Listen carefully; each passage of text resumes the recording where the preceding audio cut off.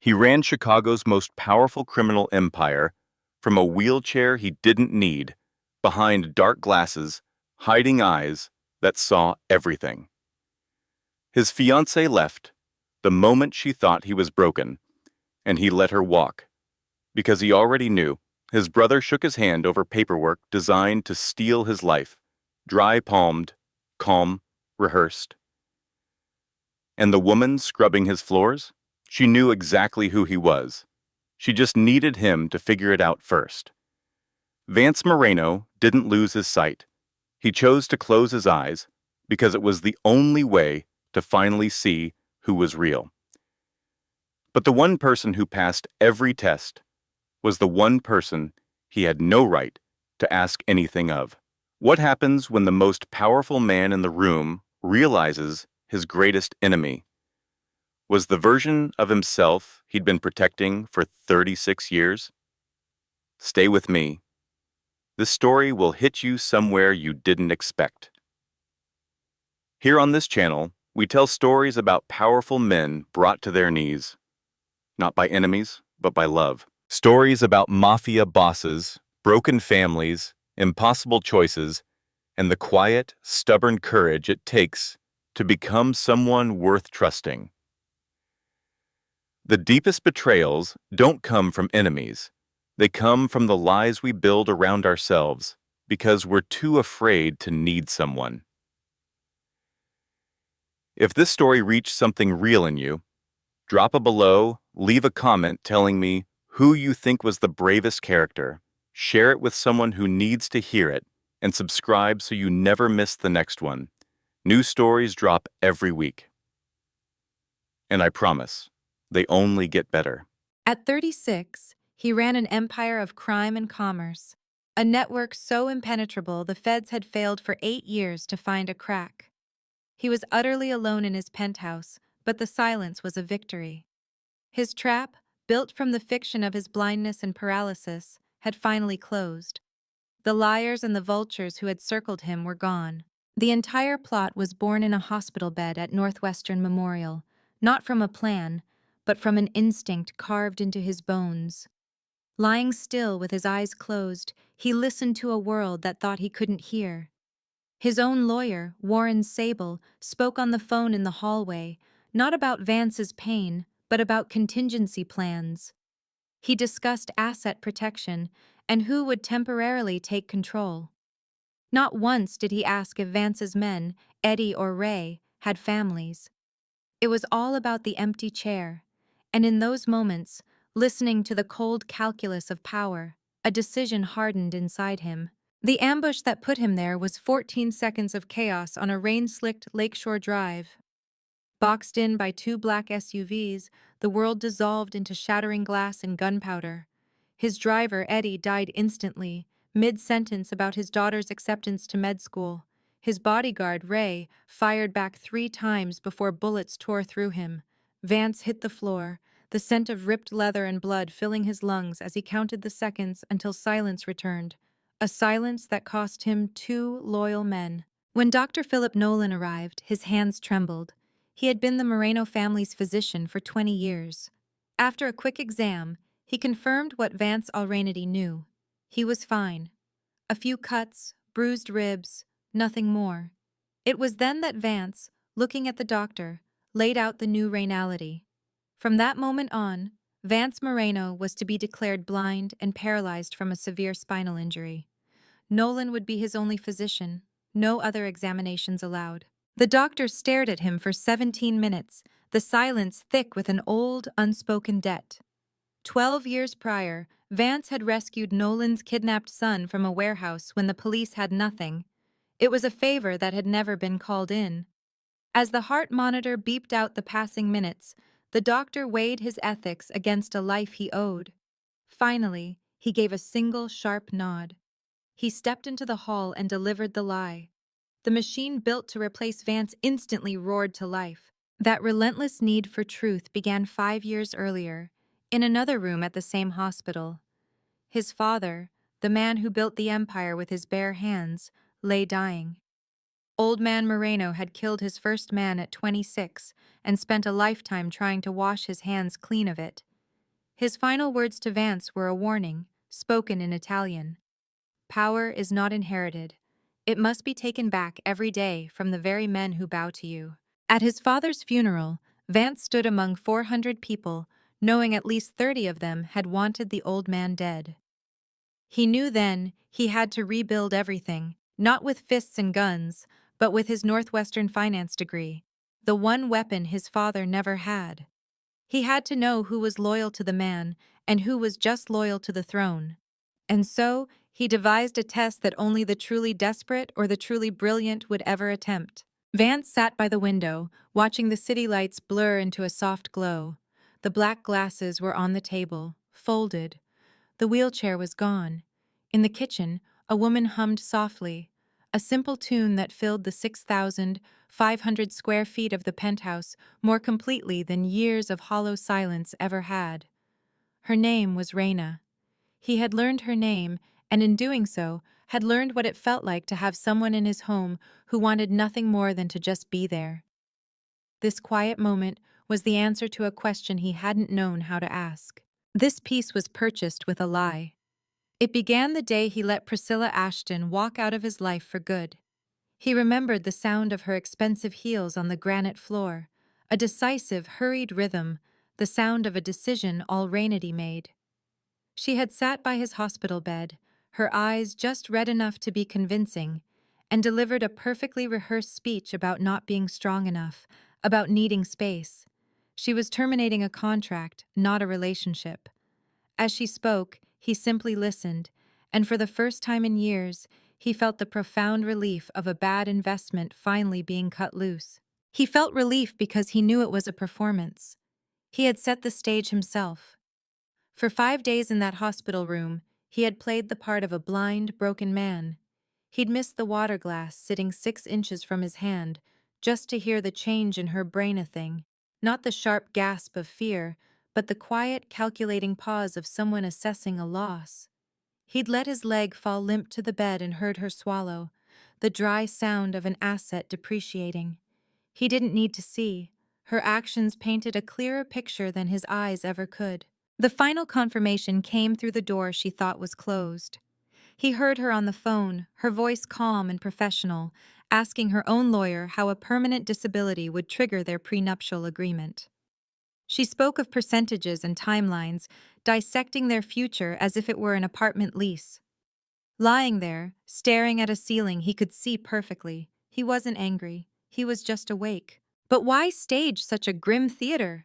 Why feign blindness to see the truth? Because for 5 years, Vance Moreno had been the most powerful and loneliest man in Chicago. He'd transformed his family's criminal enterprise into an invisible empire of shell companies, legal casinos, and silent partnerships that controlled the city from the shadows. He was a ghost in a suit, too clean to arrest and too powerful to touch. The sound of the 3.2-carat diamond ring hitting the polished oak was the only sound in the penthouse. It wasn't loud, but it was final. Priscilla turned and walked away, her heels clicking as steady ran out down the hall, leaving Vance to count the 22 minutes it took for him to rainalize. He felt nothing at all. Her leaving didn't hurt. The absence of pain did. It was a cold confirmation that their love had been just another transaction in a life full of them. This hollow feeling was the stage for the Raynal betrayal, the one that truly mattered. 3 days earlier, Tristan Hale had walked into his hospital room, smelling of the expensive cologne Vance had given him. He didn't come to comfort, but to collect. He brought paperwork to grant himself temporary authority, speaking 11 sentences in total. 9 were about business, 2 were empty expressions of concern. Vance, feigning blindness, deliberately signed in the wrong place, a simple test. Tristan didn't hesitate. He didn't offer to Reynad the documents or ask if Vance understood what he was signing over. Instead, he simply took Vance's hand, moved it to the correct spot, and said, "Right here, brother," in the patient tone one uses for a child. He trainated his brother's supposed disability not as a tragedy, but as an opportunity. The plan was working perfectly. After securing the signature, Tristan shook his hand, a habit of 10 years. The handshake lasted exactly 3 seconds, but his palm was completely dry. Not the cold hand of a frightened man or the damp hand of a worried one, but the dry hand of someone closing a deal. In that moment, Vance knew the man he'd once taken a bullet for was no brother at all. That handshake was colder than any goodbye Priscilla could ever offer. After Tristan left, Vance listened to the silence grow. In the first days after the news broke, the phone had buzzed 47 times with calls from so-called friends and partners. He had over 800 contacts. 47 was already an answer. The calls were a performance of loyalty, and like any performance, it had a short run. By the seventh day, the calls dropped to 12. By the second week, the expensive flowers that once crowded the room began to wilt, the water in their vases turning cloudy. No one came to change them. The gestures of concern stopped as quickly as they had started, leaving behind only the smell of decay. On the 21st day, there was nothing. 0 calls, 0 messages, only the beep of the heart monitor and the silence of a world that had forgotten him. Sitting in that wheelchair, Vance realized that when people believe you cannot see them, they stop pretending. And in their honesty, he saw the truth. His entire world was a stage. It was then, in that profound quiet, that he knew his plan had to be seen through to its bitter, necessary end. It all started the night of the crash, when he opened his eyes in the wreckage, the only survivor, and chose to keep them shut. But every call came with a demand, and every smile had an invoice attached. At 36, he sat at the head of a table built for 8 and ate every meal alone. His penthouse on the 47th floor wasn't a home. It was a gilded cage suspended in the sky, a tomb with a view. He realized the power he'd built had only bought him isolation. The only way to discover who would remain if he had nothing was to pretend it was all gone. So, one morning, in a sterile hospital room, this man who saw everything decided to close his eyes and pretend he couldn't see a thing. The soft click of the lock echoed in the penthouse, a sound more final than any gunshot. Vance stood frozen, his powerful hands useless on the oak table. He was no longer the blind, paralyzed man in the wheelchair. He was just a liar his children had seen exposed. "Daddy?" Stella's sleepy voice came from the hall. "Where did Raina go?" Across from her, his son Arlo stood in a doorway, his gray eyes missing nothing. There was no shock on his face as he stared at his standing father, only a crushing disappointment that felt heavier than any anger. Just moments before, that disappointment had been in Raina's eyes. She had found him standing, the entire charade collapsing in an instant. Her voice, when she spoke, wasn't loud, but each word was a blade. "You performed weakness for me," she'd said, her gaze like steel. She knew. She knew he was the Renaissance her husband was dead, knew the pain she carried, and knew he had watched her, measured her grief from behind his black glasses. Her final words, "Don't, it wasn't," cut off his excuse before it was even formed. Then she turned and walked away, closing the door gently on the life he had tried to build on his lies. That life had seemed so close. Only an hour earlier, the penthouse was filled with the sounds of family. His mother, Francesca, had brought the twins. It was the first time in 4 years his children had been there.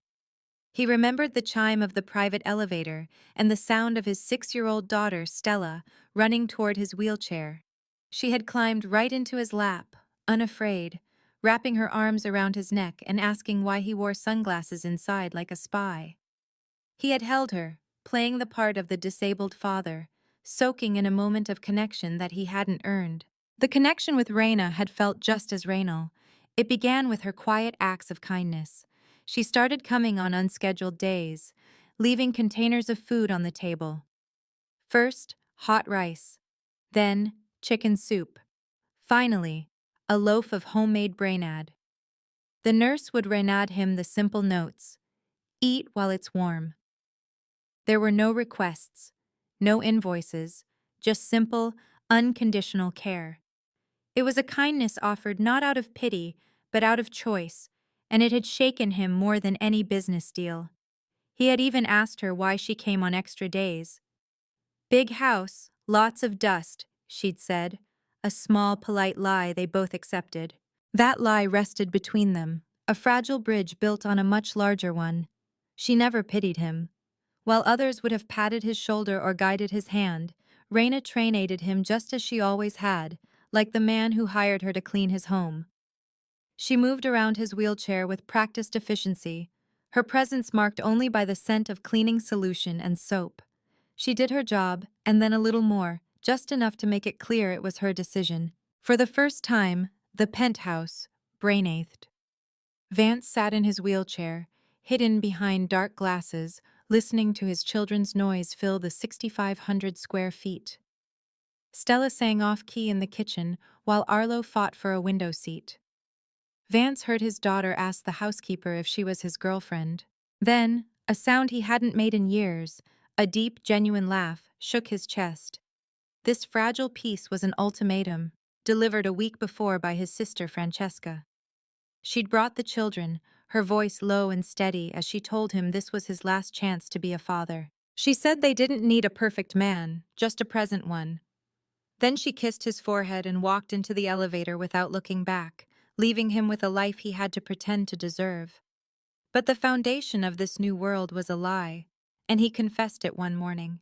"I can see," he told Raina the housekeeper. "I can walk." He watched the kindness in her brown eyes harden into cold steel. Her trust shattered instantly.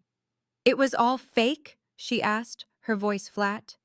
The blindness, the chair, every moment of her misplaced care had been part of his deception. It all began with that first performance. His 6-year-old son Arlo stood in the doorway, a small, serious reflection of Vance himself. He didn't run to his father. He simply watched, calculating. His hands were still trembling from the weight of his act. "Dad can't see me?" Arlo asked, his voice devoid of any childishness. "No," Vance said from his chair. "Dad can't walk." There was a pause. Then Arlo asked the one question that sliced through the entire charade, the one question for which the powerful Vance Moreno had no Reynal answer. Around the grand oak table, a place once defined by silence, life had finally taken root. 4 people sat where only one had ever sat in solitude. Vance, at the head of the table in his wheelchair, listened to the sound of his daughter Stella's non-stop chatter and watched his son Arlo, a boy walled off from the world, actually take a second helping of enchiladas. He looked at Reina, who sat in the middle, effortlessly tending to the children, and thought this was the most expensive meal of his life. Not for the food, but for the monumental lie he was paying for it with. Every laugh and every bite was a train-assure he had stolen, and he knew the bill would eventually come due. But that fragile piece was only possible because, hours earlier, he had chosen to tear down the lie himself. He had waited for Reina at that same table, not in his wheelchair, not behind dark glasses, but as himself. He watched her walk in and stop cold. He saw the confusion on her face morph into dawning horror as her eyes met his, truly met them, with a clarity no blind man could ever possess. And in that instant, she knew. Reina Solano was not a woman who needed a confession to believe what she could see with her own 2 eyes. The choice to confess had been forged in the dead of night. It wasn't about courage, it was about fear. Not for himself, but for Reina. He'd received a message that his rival, Tristan, had started investigating her. Suddenly, his cruel test wasn't a game anymore. It was a loaded weapon pointed at an innocent woman and her child. Vance realized that every second he continued the charade, he was leaving them in the line of fire. He had to end it. He had to tell her the truth before he dealt with Tristan, so she would know his apology was genuine, not just another move in a calculated game. Tristan's methods were thorough and cold. In just 3 days, he knew everything about Reina Solano, her neighborhood, her young son, her mother's illness, her second job.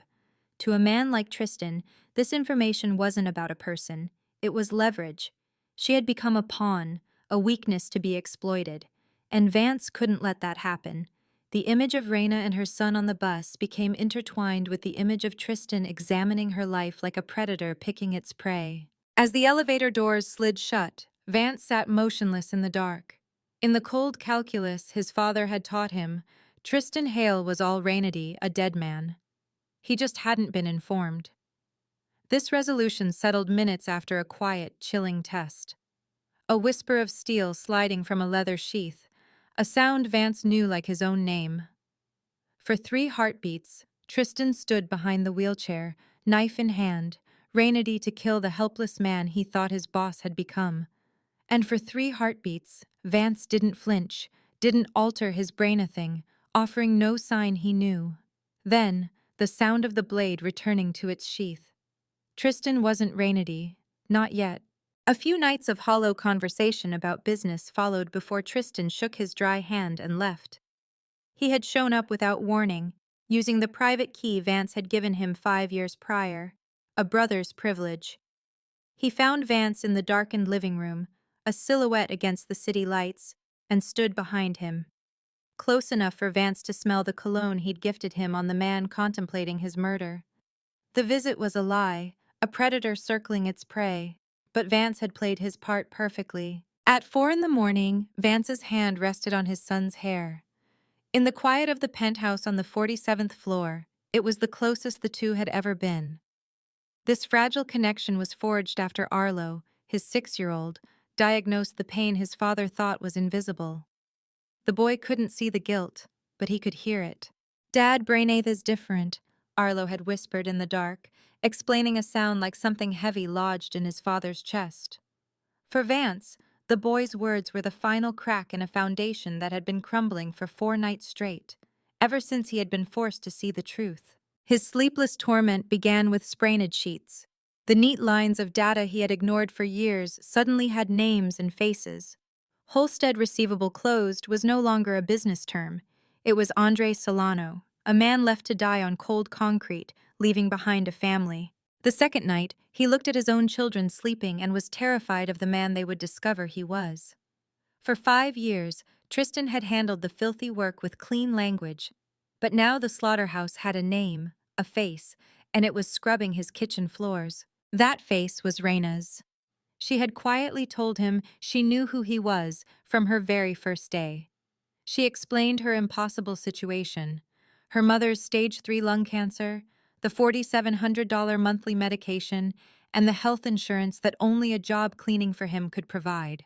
She had spoken of her husband's death and the 2 words that officially ended his life: insufficient evidence. She was surviving by swallowing what she should have spat out, mopping the floors of the man who had indirectly caused her family's destruction. Her strength, she admitted, came from a moment of complete despair. 6 months after Andre died, she had stood on a pier, ready to let the black water of Lake Michigan silence her pain. It wasn't courage that pulled her back, but the imagined cry of her 1-year-old son calling for his mother. That sound was why she chose to live and walk into the home of her enemy, waiting for the right moment to make him see. The performance, the blind eyes and paralyzed limbs, was a trap he'd set from the beginning. Vance never trusted anyone, and that instinct had just saved his life. Through a listening device planted in Tristan's office long ago, he'd heard the proof he both expected and drainated. In the dead of night, on a secret phone, he listened to Tristan's voice, stripped of loyalty, speaking not to him, but about him. He was plotting with Vin Kowalski, a Southside rival, to take over the organization. The deal was struck over dim sum. Vance was finished, Tristan had assured him, a vegetable in a wheelchair. Kowalski asked when they could clean up, as if discussing a spill, not a man's life. Tristan needed more time to secure his position, to ensure Vance's eventual second accident raised no suspicion. In exchange, Kowalski would get the Southern Territories. Vance listened to their wine glasses toast to his death, and in the darkness of his room, closed his eyes to think. The betrayal wasn't a surprise. It was the certainty of it that was so exhausting.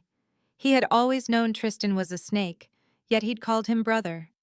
But the real danger emerged 2 days later, when a loyal bodyguard reported that Tristan was now asking questions about Raina, the cleaning woman. Her presence was an unknown variable, and Tristan didn't like loose ends. Suddenly the danger had a face, and it was the one person Vance wanted to shield from his world. It all led back to a quiet night in the kitchen, long after the penthouse staff had gone. He'd asked about her life outside these walls, and she'd told him. Her voice never wavered as she spoke of her husband, Andre Solano, shot dead 3 years ago behind a laundromat. He wasn't a good man, he was a drinker, a gambler, and he hit her. But he was her son's father. The police investigation went nowhere, closed for insufficient evidence. The truth came 6 months later in a drunken 2 a.m. phone call from one of Andre's old friends. He'd died over a gambling debt. After 2 warnings, the third came with bullets. The debt was owed to the Moreno family. She said the name, his name, without emotion, a simple, devastating fact laid bare on the kitchen table between them. What had changed him? It wasn't one single event, but a series of quiet moments. It was Reina, staying late without pay to press a cool cloth to Stella's feverish forehead simply because a sick child had asked her to. It was the two of them in the kitchen late at night, sharing a comfortable silence that felt more Raynal than any conversation he'd had in years. She wasn't just an employee anymore. She was the person who was slowly, unintentionally, showing his children what a home could feel like. In fact, she'd been brainacking down walls from the very beginning. Days after she started, his son Arlo, a child wrapped in defensive silence, had asked her a question with his piercing gray eyes. And instead of offering a platitude, Raina gave him the one thing no one else had: blunt honesty. "Why do you clean our house?" he had asked. Raina looked straight at the 6-year-old and answered without a hint of softness. "Because your house is dirty." After a long, assessing stare, Arlo turned and walked away. But from that day forward, the door to his room was never fully closed again. Just a crack. For a boy who didn't know how to ask for a hug, it was the next best thing. And that's how it all started. Not with a grand plan, but with a few honest words and a half-open door. Then what can Dad still do? And in that moment, faced with the son he'd barely known, Vance began the biggest lie of his life, hoping it would finally lead him to some kind of truth. And it was all a test. From the very beginning, he had orchestrated the entire deception. He sat in the wheelchair that first morning, listening to the sounds of her working, the running water, the rag wrung out over a bucket. In his world, the help was meant to be invisible, part of the furniture. But he made himself weak to see if she was Raynal, to measure her heart while knowing he was the one who had broken it. He listened to her clean his home, a woman whose life he had destroyed, and waited. "If Daddy can stand, then pick me up." It was 2 in the morning, and those 7 words from his daughter cut through all the lies. Stella stood there, hugging a pillow, her voice drowsy. She didn't ask why he'd lied.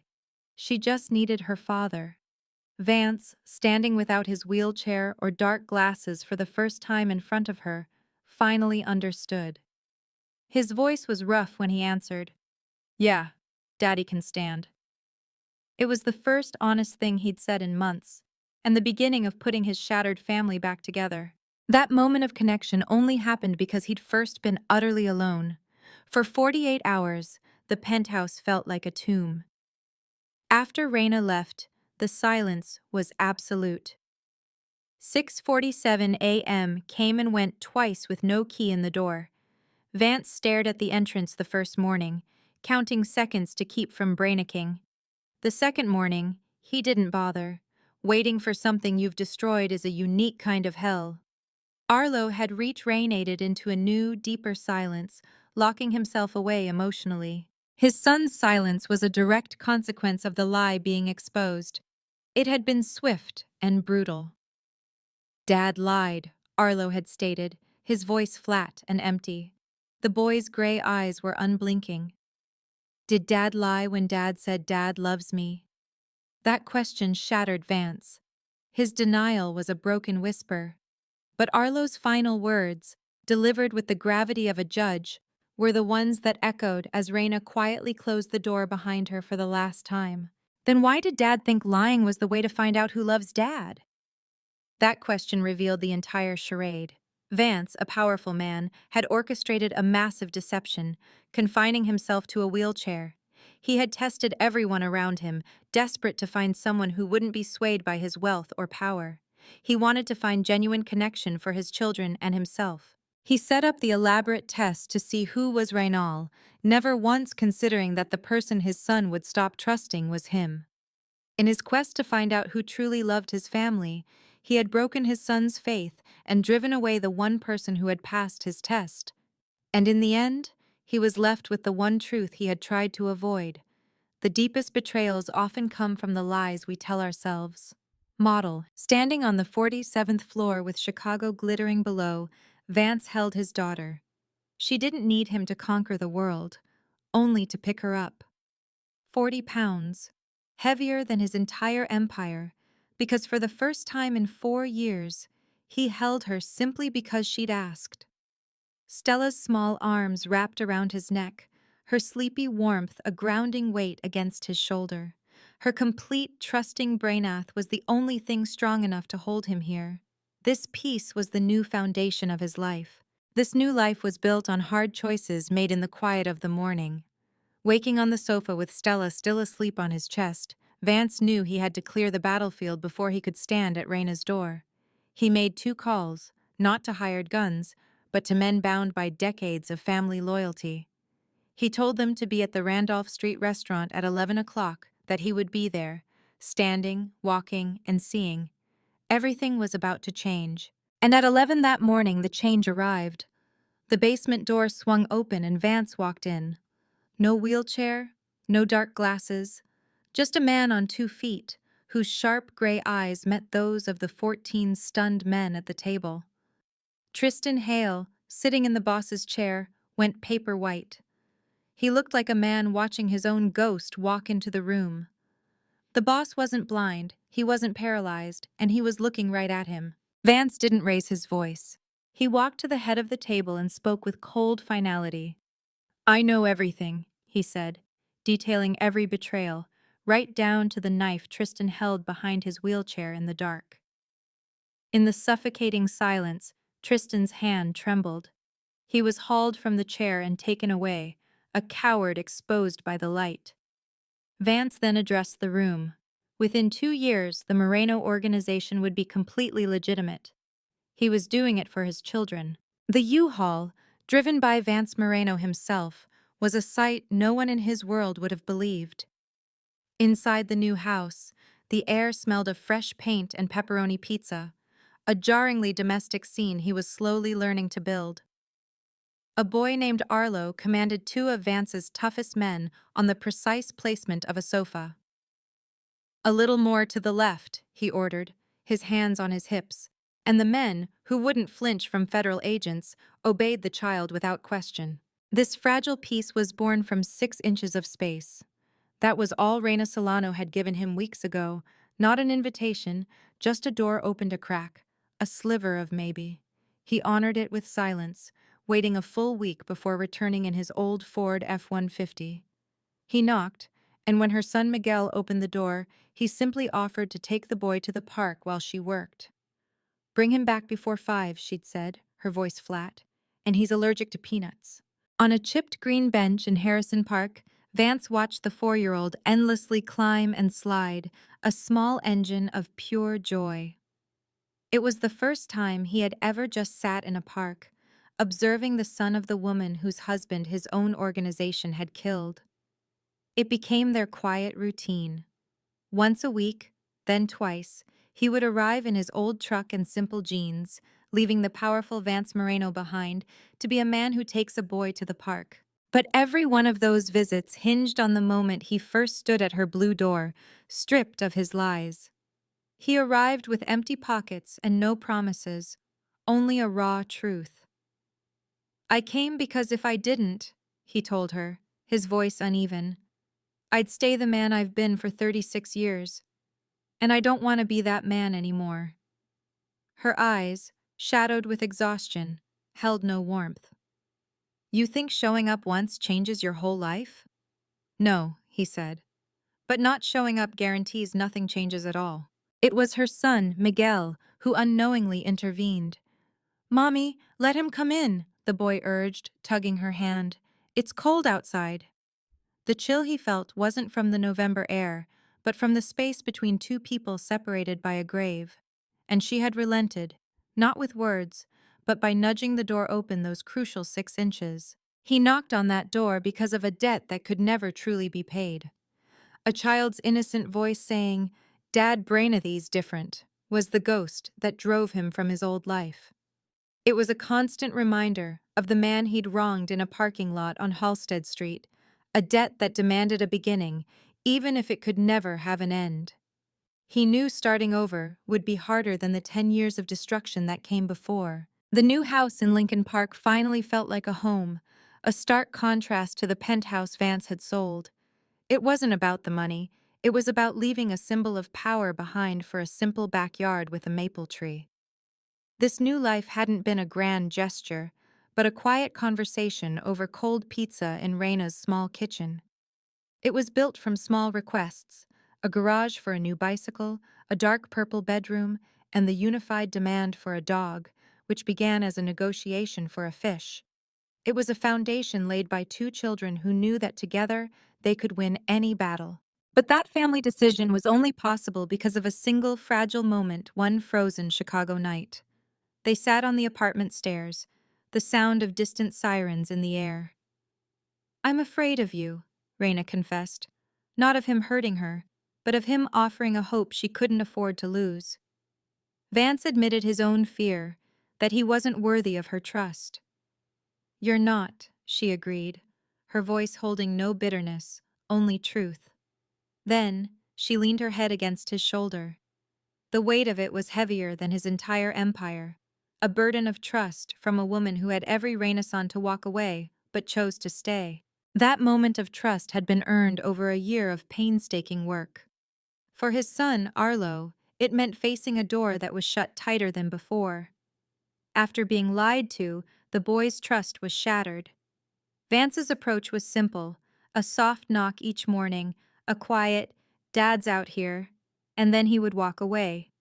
After 2 weeks, Arlo finally opened the door a crack.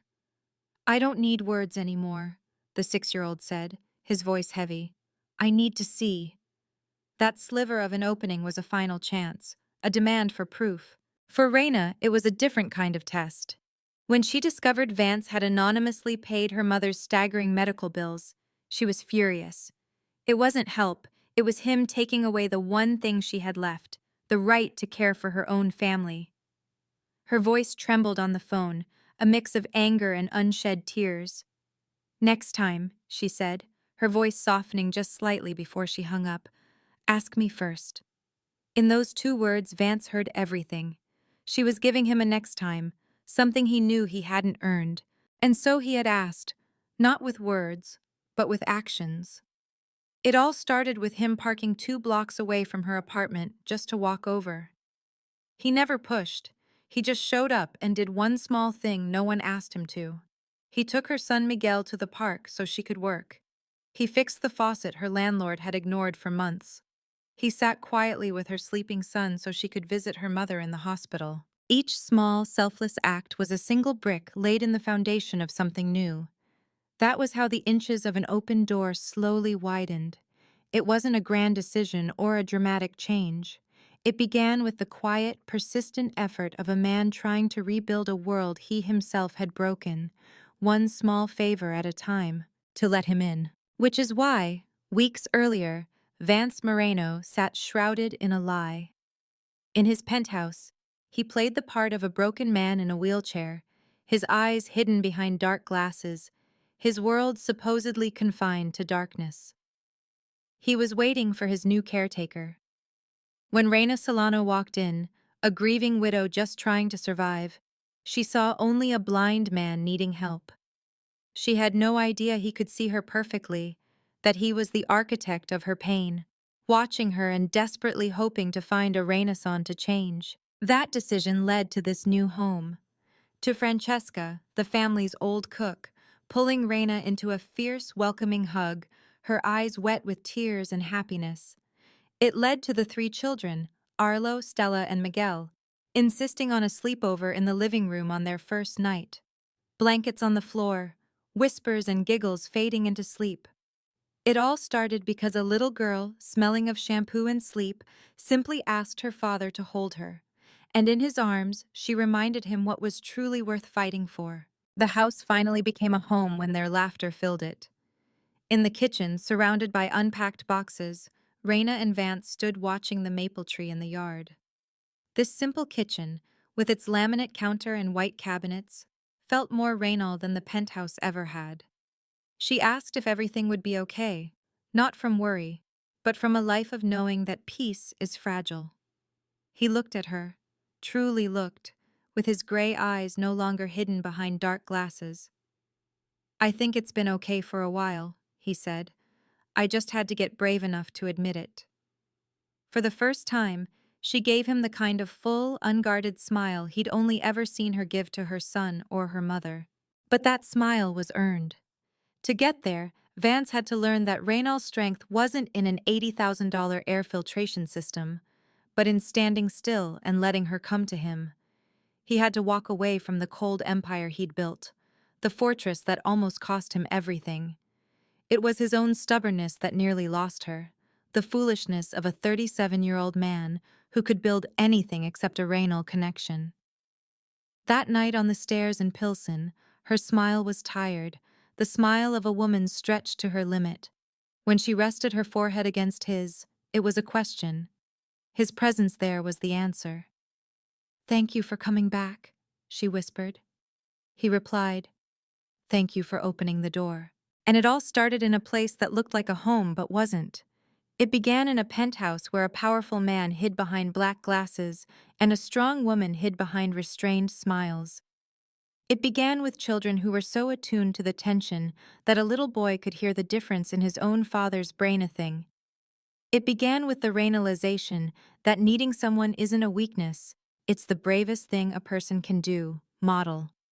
This content was carefully researched, developed, and manually edited by our team to deliver meaningful stories with valuable life lessons. Every narrative is crafted to entertain, inspire, and empower our audience. We believe that great stories can change lives, and we are committed to bringing you content that matters. Thank you for being part of our community.